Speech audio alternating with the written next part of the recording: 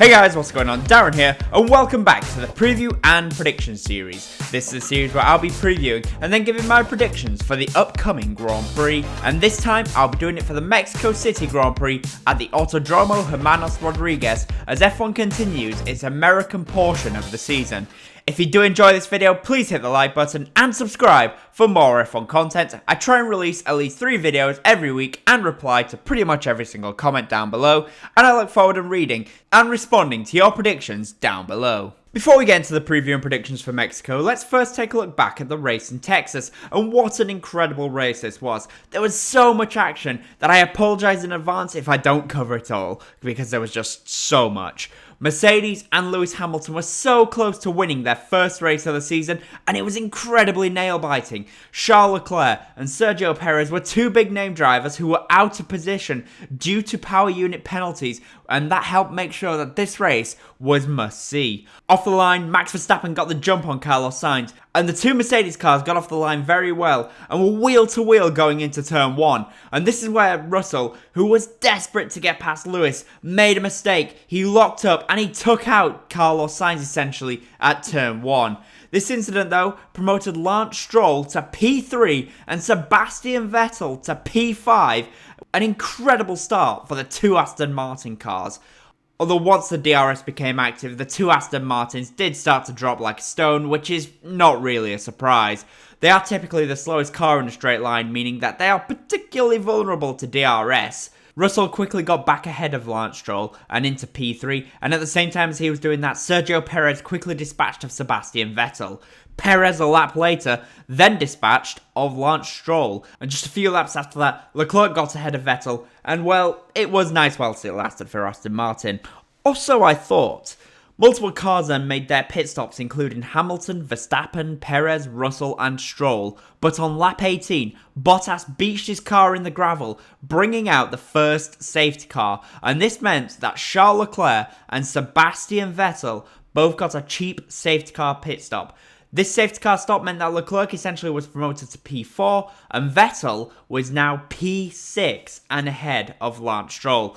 Things were looking absolutely perfect for Aston Martin and nothing could go wrong. And then it did. On the restart, Alonso had incredible overspeed on Stroll and was about to overtake him, and then Stroll swiped across him, and Alonso almost had, as Martin Brundle would say, an aeroplane incident. However, somehow he managed to carry on despite hitting the wall. This though prompted another safety car, and Stroll's hard work was undone in an instant by his lack of judgment going down the straight. At the restart, we got to see just how fast the Ferrari was this weekend, as Charles Leclerc, for a couple of laps, was battling very hard with Sergio Perez. First time, he tried passing around the outside, but ran wide due to Perez locking up, and then a lap later sent it down the inside with a beautiful move, getting past Checo Perez. And on lap 35, Hamilton made his second stop of the race, and on lap 36, Verstappen came in for his second stop, but it was a slow stop, and this meant that actually he came out behind Charles Leclerc. This then was Hamilton's moment to win the race. He had a 5-second gap to the Ferrari and the Red Bull duo, who were battling hard. Verstappen was desperate to get past Leclerc, and Charles was going defensive, forcing Max either right to the inside or to the outside. Eventually, Max found a way past and started hunting down Lewis Hamilton. On lap 50, Max made his move with a hard but fair pass down the inside to take the lead and in the end claim another victory from Lewis Hamilton in second place and Charles Leclerc in third. So, I guess I at least got the top 2 right with my American Grand Prix predictions. Now to the Mexico City preview, and for me, this is always an interesting race. The race is run at high altitude, and this means that the air is less dense, which affects the performance, and despite the circuit being a high-speed circuit with fast, sweeping corners and a very long straight, the cars actually run Monaco spec downforce on the cars, but yet they still manage to hit Monza level straight line speeds. This thin air though does mean that DRS is typically less powerful at this circuit, and this can be seen by the fact that on track last season there was only 23 overtakes, despite there being 3 DRS zones at the circuit to help aid with overtaking. With the new cars, however, I do expect a nice increase in overtakes, especially if it is a top car starting further back due to a power unit penalty of some kind.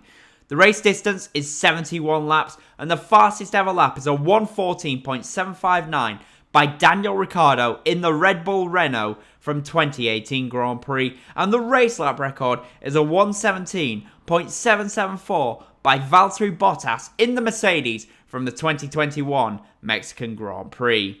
Pit stops wise, last year there was 25 pit stops, with the vast majority of drivers doing just the one stop, going from the mediums to the hard compound of tyres, and Pirelli this season will be taking the C2, C3 and C4 tyres just like they did last season. And with this in mind, I have a feeling it will be another one-stop race where they will just use the mediums and then go to the hard compound of tyres. There could be a couple of two stops, but I do think it is quite unlikely.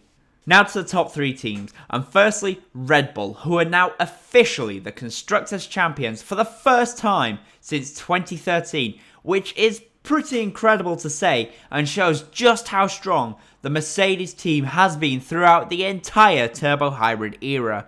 Red Bull are coming into this race as the absolute strong favourites. This circuit has been their strongest circuit pretty much every single year since 2017, and I feel like this season it will be no different. I don't know exactly what it is, but they always seem to go well here, and I feel like this season it will be no different. Max Verstappen last time out equalled the record currently held by Michael Schumacher and Sebastian Vettel for the highest number of wins in a season, and he will be looking to set the new record in the remaining couple of races. And Sergio Perez, of course, with his new engine, will be looking for a strong result on home soil, and I think he might just get that. Next up, of course, is Ferrari, and Ferrari had another mixed bag race. Once again, Carlos Sainz did not make it past the first lap, but this time at least it was not his fault in any way whatsoever, as it was George Russell that took him out. Charles Leclerc, however, had a great race, recovering from his 10th-place grid penalty due to power unit components being changed, and now hopefully he shouldn't need any more penalties for the rest of the season. Mexico could be an interesting race for the Scuderia, as for a while their car was better on higher downforce circuits than Red Bull was, and Mexico should be a high downforce race, so it should go well for them. But will they be able to compete with Red Bull, who historically go very well at this circuit over a race distance? That I'm not so sure about. And finally, we come to Mercedes, and for me, Texas was a golden opportunity for Mercedes, but they just didn't have the overall performance to keep the car in front and on top of the Red Bull at Texas. Will they be able to win any of the remaining races? I think they possibly have a chance in Brazil. However, at Mexico, I don't think they will be in a position to win. They're typically a slow car in a straight line versus the Ferraris and the Red Bulls, and they could be exposed this weekend with their lack of straight line speed. Will either of them be able to get onto the podium though? That I'm also not too sure about this weekend, but we shall see when it comes to my predictions. And speaking of the predictions, let's go straight now to the predictions. And for pole position, I'm going to say Charles Leclerc will be able to get pole position. Yes, Red Bull is incredibly strong at this circuit. However, over one lap, we know just how strong Ferrari is. Now, to the race itself, and for me, I don't think Charles Leclerc is going to be able to convert that pole to victory. And for me, I'm going to go with Sergio Perez to win the Mexico City Grand Prix from Max Verstappen in second place with Charles Leclerc in third. I just have a feeling that Red Bull and Max will want Perez to win his home race in front of his home crowd. And what better way for the team to thank Perez for all of his hard work that he has given to the team this season. Not only will it be a feel-good moment, but for the championship, it makes perfect sense to do that as well, as it will give Perez a lot of points and put him firmly back ahead of Charles Leclerc in the Drivers' Championship. And for me, finally, the top midfield team will be Alpine. But that is, of course, what I think. The question is, though, what do you guys think? Who do you think will be on pole position? And who do you think will win the Mexico City Grand Prix? Let me know down below as I read and respond to all the comments. And as always, comment leave a like, and if you haven't already, of course, subscribe to the channel for more F1 content. Thank you all so much for watching, guys. Bye.